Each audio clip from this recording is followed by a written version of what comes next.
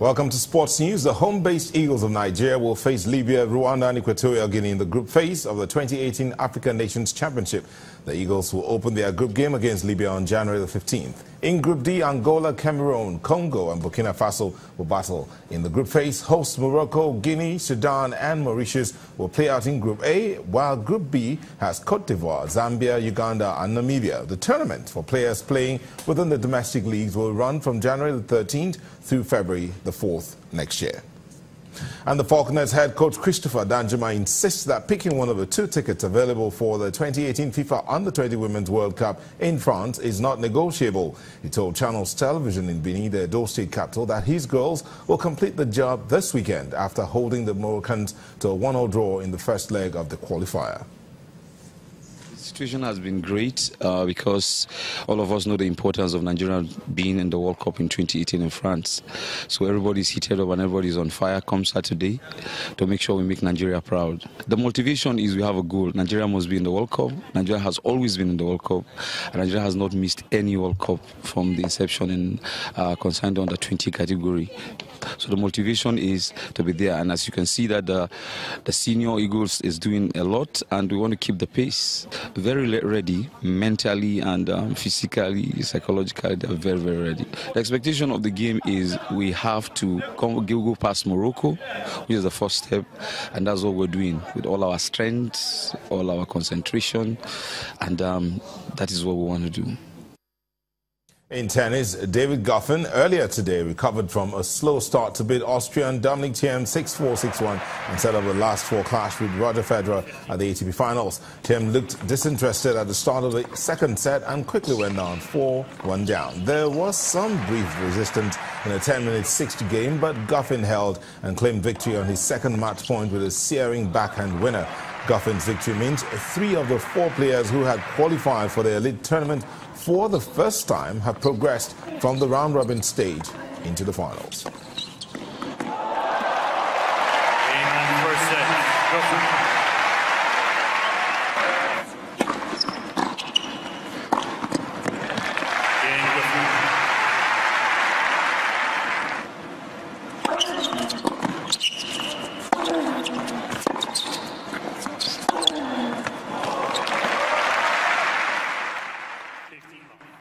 That's it on Sports News. Jamal will be back with the rest of the news at 10 shortly.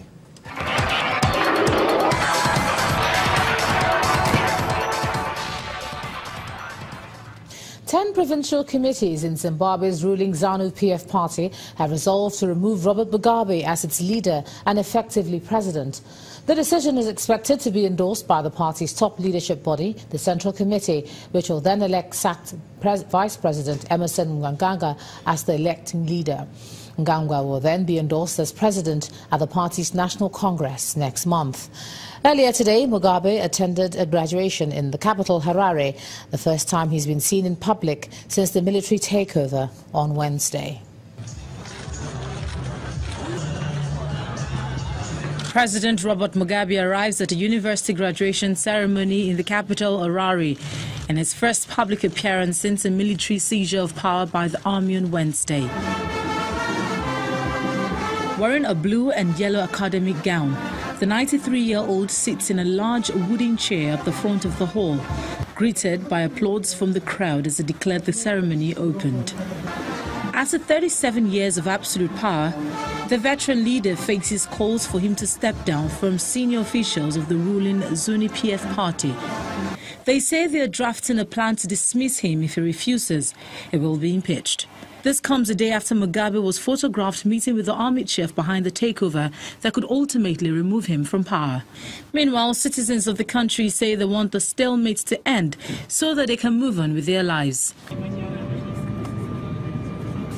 However, all foreign journalists have been banned from entering the country. Harare's international airport announced that only foreign journalists with permission of relevant government agencies are allowed to enter, but no foreign journalist is able to get government permission with the current situation. The army's takeover on Wednesday signaled the collapse in less than 36 hours of the security, intelligence and patronage network that sustained Mugabe over 3 decades in power and built him into the grand old man of African politics. entertainment news tonight, Nigerian filmmaker Kunle Afolayan Nollywood Films, the CEO, has been screened at the headquarters of the World Intellectual Property Organization in Geneva at the request of the United Nations. Here's Victoria Ido with more. Here are your trending entertainment stories. 2 decades after the creation of the stage drama Walking Stick about the ills of drug abuse in the society, the reverting production is set to make another round of appearances at the theatre following the return of its producers to art.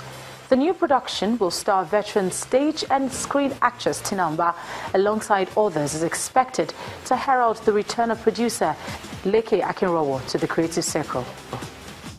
Meanwhile, celebrated screenplay writer and director Jude Idada has claimed that he bears no personal grudge against filmmaker Omoni Oboli following the well-publicized copyright dispute that rocks the release of Okafor's Law in 2016. In an exclusive chat with Entertainment News and Channels Television, Idada explained that even though the matter is still in court, he is still at peace with Oboli. I'm not a rancorous person.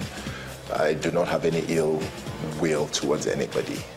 It's something that happened, a misunderstanding that happened that can always be ironed out. I don't think there's any reason to have malice to create any Cold War. And from elsewhere, Kunle Afolayan's Nollywood film, The CEO, has been screened at the headquarters of the World Intellectual Property Organization in Geneva at the request of the United Nations. Before the screening, the multiple award-winning filmmaker addressed a panel on the situation of copyright respect within the creative industry in Nigeria, with emphasis on Nollywood. Afolayan hopes that this may further draw more attention to the piracy situation in Nigeria. And that'll be all for tonight. It's back to the news at 10. Thanks a lot, Victoria. And the main news again. The Independent National Electoral Commission today made final preparations ahead of tomorrow's governorship election in Anambra State and have called for confidence-boosting measures. That's the news at 10 tonight. Thanks a lot for staying with us. I'm Ijoma Onyato. Do have a good night and a great weekend.